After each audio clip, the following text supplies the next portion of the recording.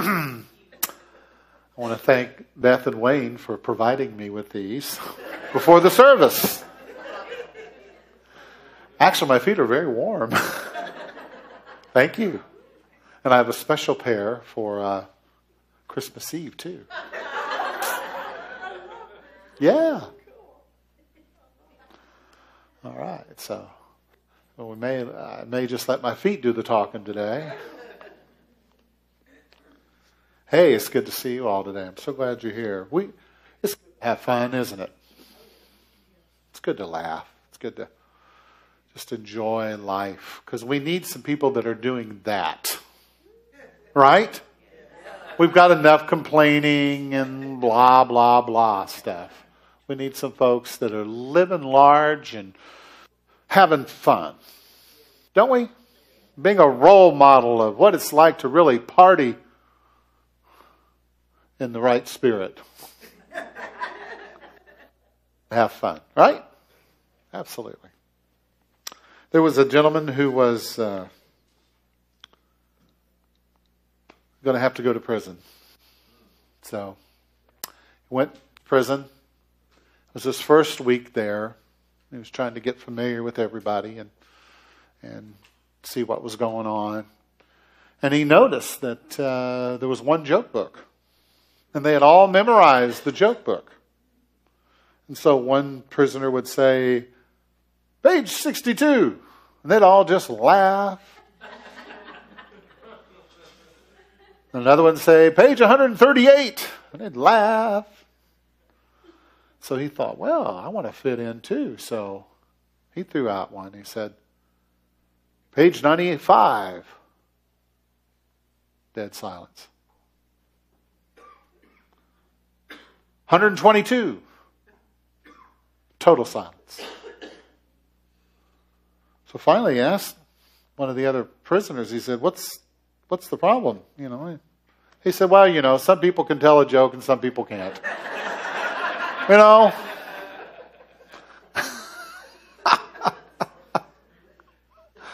Isn't that right, Steve? Yeah, that's right. Steve can tell a joke. He knows a lot of lawyer jokes.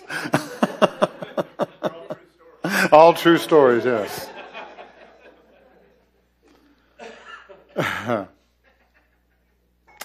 All right. It reminds me of another joke, but we don't have time. We don't have time, believe me. Well, this morning I want to talk to you about angels. It's not a subject I've talked about a lot. We've mentioned them from time to time. But when you look at the Bible, it's like it's chock full of angels. Who were these characters? What were they doing? Why were they there? What is it all about? And so, a couple months ago, I usually put together the topics of what I'm going to talk about ahead of time. And then I spend, the next couple months kind of meditating on it, praying about it, saying, what in the heck am I going to talk about? And it always comes. And so this morning I want to share with you a little bit about this subject of angels. In the Greek, the word angels is angelos. And in the Hebrew, it's malak. And it literally means to be a messenger from God that brings divine assistance. Angels are the means by which the divine intelligence brings about manifestation. Okay? Can I say that again? Angels are the means by which the divine mind, the divine intelligence, brings about manifestation. It's very interesting. Now, metaphysically, angels are a projection of divine ideas. A projection of divine ideas. Whenever you think of an angel, typically there's a thought, a new idea that's coming your way. If you look in the Bible, you will see that angels showed up at different specific points and times. Almost all religions believe in and talk about angels or their counterparts. Isn't that interesting? And basically, it's the same idea in all the different religions. Isn't that interesting? And so we know that angels, or that 8 out of 10 Americans believe in angels. That's something. Pretty cool, huh? Now, I want to tell you something. A lot of people, this might make you mad. I don't mean to disturb your peace. I don't mean to upset you. But the truth is, I cannot upset you. You can upset yourself about what I'm about to say if you want to.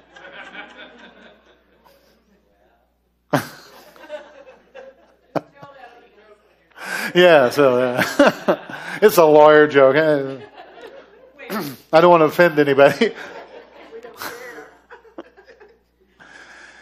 And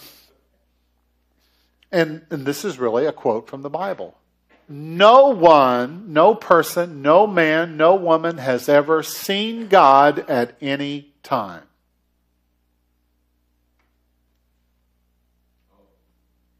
Yeah.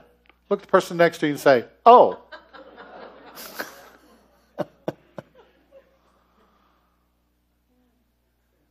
And the truth of it is, this is the second part of that. In this physical world, you will never see God literally with your 2 eyes. Ever. It is impossible. Why? Because God is what? Spirit. Everywhere present. You cannot see God with your physical eyes. Because God doesn't have a body. If you're a spirit, why would you limit yourself to 2 legs and 2 arms? That would be a limitation, wouldn't it? Right? That is something that we do. And so what we do is we try to create God in our image, a God that looks like us, And there's, that's okay. That's okay. But the truth of it is, nobody in the Bible ever saw God either in that way. Now, you can see God, but not in the way that you think, or that many people think. In Genesis 32:30, it says, so Jacob called the place Peniel, saying, it is because I saw God face to face, and yet my life was spared. Now, if you read the whole chapter, he didn't really see God standing there and say, hey, dude, I'm God, and I'm really happy to be here. Glad to meet you. No, that's not what happened. It said the angel of the Lord appeared. If you remember Moses in the burning bush where he saw God, it was really the angel of the Lord that was there. In all of these different verses, it's always talking about the angel of the Lord. Isn't that interesting? And so, Exodus 33:20 says, but he said, you cannot see my face, for no one may see me and live. Now, what is the face of God in the Bible? What is the face of God? Well, it says that the angels are always beholding the face of God. Now, if God was a physical guy sitting on a chair in outer space with the big lightning rod and the zapper button, just looking to see who's been naughty and who's been nice. Isn't that interesting? Well, that's one interpretation. I mean, no, we're not here to put anybody's interpretation down, right? But maybe there's a higher truth there, right? So what is the face of God? The face of God is the presence of God. It is, in the Old Testament, it was the Shekinah glory of God. And so the angels were always beholding the divine. And where were they beholding the divine? Within themselves. Because how many know that's where you and I see the divine is within ourselves? Jesus said, no, don't you know that your body is the temple of God? Right? Don't you know that the kingdom is where? Within you? Make sense? And so the angels were always beholding and harmonizing in agreement with the divine, the Spirit of God, which is everywhere. How many know that there is no spot where God is not? Right? You can run from God, but you will just run into God. It's the truth. A little later, we've got a lady who wrote a book where she was an atheist and she found enlightenment and she discovered, she's got her book for sale. She's going to do a workshop this afternoon. But God is not a man with two arms and legs. God is spirit. And Jesus said if you want to really worship God or be in harmony and union with God, then you must do that in spirit and in truth. How many understand that there's a greater way to know the divine? It's not just an outward thing, right? It's an inner thing. The kingdom is within. In John 1:18 it says, no human has seen God at any time. Make sense? So when you see God's face, you're seeing the glory of God. See, there was, in the Old Testament, there was the outer court, the holy place, and the most holy of all. And the outer court represents the body, the physical. The holy place represents the mind. And the most holiest of all represents the spirit. You see that? Because you are the temple or the tabernacle of divinity. You are your body, mind, and spirit. Did you know your mind was sacred? It's sacred. It's sacred. You are a sacred being. See, a lot of people don't believe that because they've heard that they were a sinner being. Right? A dirty, rotten scoundrel. And it's no wonder people don't feel good about themselves. Because when you don't feel good about yourself, you won't do the things that you need to do from the right motivation. Because the truth of it is, we are all a piece, a part, a spark of divinity. And that's our motivation. We're motivated from within. We're moved with compassion because it is within us. It's not because we're trying to be loving people. We're trying to be good Christian folks. You know?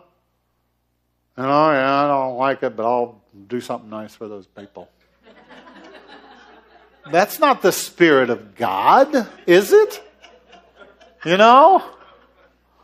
Yeah, I got to go usher today. And teach Sunday school, be with those kids. Oh, Lord. That one kid who just makes me so nervous. I just don't know what I'm going to, don't focus on it. Focus on the what? Beholding the face of God inside of you. See, when you look at that person next to you, you are beholding the face of God. Now, not the two eyes, the nose, and the ears, and the rest of it. But you're seeing a reflection of God. Right? As in a mirror. You're seeing a reflection. And all of us, we reflect what is within us. It's like they're coming to discover that a lot of the blemishes and eczema and psoriasis is because it comes from the gut. It's showing up on the inside and then it manifests outwardly. Isn't that interesting? And I think we're going to discover that everything out here comes from in here. Right? Does that make sense? So, this beautiful essence, this beautiful Shekinah glory of God was like a mist. You ever meditate or pray and it just feels like everything just kind of gets a little misty? You know what I'm talking about? Things kind of just become a little soapy or wavy It's like when we were meditating and praying earlier. A lot of times, when I go into prayer, it's like, I just feel it. It's like it almost drops. It just, and I sense the presence of God. And then I also notice that we're surrounded. When you pray, when you're meditating, the angels are meditating and praying with you. Right? Because they want you to express the will of God in your life. So when you're meditating and praying, they're saying, yes, we agree. Let's see that in the world. Let's see more peace in the world. And you could be part of that. And they're with you. They're with you all the time. If you look through the Bible, you see all these different places where angels showed up. And almost every time there was a birth, an angel was there saying, dun, da, da, da. We bring you good tidings of great joy, Mary. You shall have a babe. A baby. And what does that mean? See, symbolically, what that means is angels show up whenever there's something new that needs to be birthed. Tell the person next to you, say, oh. Yeah. Whenever you get an original idea, and I know I get ideas that do not come from me. Ask Leah. And they come to me in dreams sometimes. Angels will speak to you, will whisper to you in your dreams and say, hey, psst, James, look at this. And all these different things come to me, Angels are also guardians and protectors. The way some of you drive, it's a good thing. I'm just saying. Those lead feet, you know what I'm saying? Yeah. And angels on the right and the left and on the fenders, and they're just... Watch out! Wake up! Have you ever been driving down the road and started to nod off? And somehow something wakes you up? I've had that happen. But angels would always bring special messages to people that something new is coming. There were going to be some transitions and some changes. Whenever you're at a crossroad, an angel will show up in your life. A messenger is trying to get your attention. It might be a truck that's passing by with a message for you. I've had that happen. You ever had that happen? It's like, God, what should I do about this? And this truck drives by. It says on the side, surrender. That must be the devil. No. Surrender. Serenity. Now. Angels operate from the mind of God. They express the invisible and they carry it forth into the visible. All right? Here's a scripture in Exodus 23:20. I don't think you've got it back there, but it says, "See, I'm sending an angel ahead of you to guard you along the way and to bring you to the place I have prepared." You ever just kind of stumble and you end up at the right place at the right time? You're sitting at the Starbucks and you meet somebody and they become your best friend. You ever had that happen? And they really mean a lot to you in your life. Those divine coincidences, those synchronicities. Yeah, it's wonderful. I know one time, Lee and I were living in Indiana. I've told this story before, but it just really, it is appropriate for this. This is before we had kids. No, we had kids. Yeah, we did. I think we've always had kids. It just seems that way. I don't know. Once you have kids, it's like you don't ever remember not having them. It's like, what was that like being without kids? It's like when you're married and you don't remember what it's like not being married, I'm not saying that's a bad thing. So we were driving down the road, and I know it's hard for you to take me seriously this morning. But anyway, we're driving down the road, and the car was low on gas, and so we needed to get some gas. And so here I'm driving the car, and we normally go to this one gas station. This was back in the 80s where they would pump the gas for you at this one particular place. But a lot of places were phasing out that pumping the gas for you. Don't raise your hand that you remember, or we'll know how old you are. See, if you don't tell, nobody will know. Right? Anyway, so I digress. But I got my hands on the steering wheel driving the car, and I just felt like something was just kind of moving me, and I got the picture to go to this other gas station. Okay? It's like, okay. And I just went with it. And I'm driving, out of the way to go to this gas station, and Leah's saying, well, what are you doing this for? I said, well, I'm going to go over here and get gas. I said, okay. So I went there, and I put my gas in, and they didn't have the slider, things back then. And so I put the gas in, I go inside and pay my money. And while I'm in there, there's a young guy behind the counter, and he's counting the money out, and I say, started to say thank you, and then I heard kind of like a high, squeaky voice in the back calling my name, James.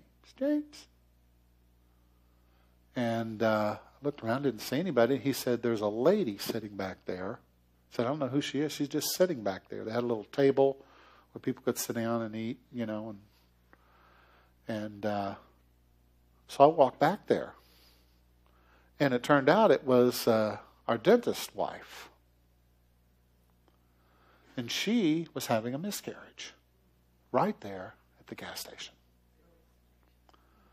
And so we called the ambulance, and they came, and they told us later that if it had been 10 or 15 more minutes, she might not have been around. But we happened to show up at the right exact time. It is my belief that her angels were saying, you're going this way. You have one direction you think you're going, but you need to go this direction. See, how many understand that you are so valuable that there are angels around you all the time? I believe that we all have at least one angel, if not more, guardians that watch over us, that take care of us, that help us. That's how valuable you are. And I'm not talking about just some dude. I'm talking about a being of light and love, and who only wants to help you align yourself with your divine purpose. That's all these angels want. Is just to help align you with your divine purpose so that you're doing what you're supposed to be doing. Isn't that great? If you really pay attention, sometimes you can notice them around. You notice a little light off to the side. What was that? Or you just feel, sense the subtle energies. And you begin to notice that there's more going on than what you could see. There was a prophet in the Old Testament. I was talking to this fellow, and he said, God wants you to take the land. He said, well, there's just a few of us. And he said, no. He said, you don't understand. And he said, open your eyes. And when he opened his eyes, his spiritual eyes, he could see he was surrounded by these beautiful beings all around him. You see what I'm saying? You're not going to see God with these eyes, except you'll see reflections, right? Reflections. Because Spirit wants to show up in our lives, wants to guide us, wants to teach us, wants to lead us, wants us to be at the right place at the right time. But we've got to become more sensitive and aware and more in tune so we can hear. so we can feel those subtle energies. That's why you need to spend a little quiet time every morning or sometime during the day. Just get quiet. And just pay attention and see what you notice. I'm not talking about angel worship or anything like that. I'm just talking about noticing that you are so loved. That there's these beautiful beings of love and light that are with you all the time. How many know that wherever you go, there's a posse that goes with you? Yeah. Because you carry the glory of God. Does that make sense? The angels also pronounced blessings. They did all kinds. They protected people. They pronounced blessings. They announced the birth. They helped people to figure out their destiny. They would bring special messages to people. Are you with me this morning? And I know that all of you have heard angel stories. I've heard them all my life. I knew a man, one time I'll close with this. He was, him and his family were living in a small cabin in Bargersville, Indiana, in the 60s. And they were out in the middle of a field. And their son had been off to Vietnam. And they got word that he had died, that he was shot, killed. So they were all sitting in their trailer one night, and they were or their cabin, and they were so distraught. Then a knock came at the door. And they opened the door, they let him in. It was some guy, and he said, I know your brother, and I wanted to give you a message. I wanted to tell you that he's okay, that he's just fine, and not to worry. And he comforted them, and they felt better with this gentleman being there. And then they got done, and he said he had to leave, and so he walks out the door. Then all of a sudden they're saying, wait a minute, how did he get here? We didn't hear a car pull up. Because they're out in the middle of a field. I mean, you have to drive, a couple miles just to get to their house, down a driveway. And so Wayne, he opens the door and he goes outside and he looks around. There's no tracks anywhere. Cars or footprints or anything. So they say, it was an angel. And that's what angels do. They comfort and they help. Now, I believe that there are invisible angels, but there are also visible ones. You got an angel sitting with you right now. Right next to you. Let's close our eyes.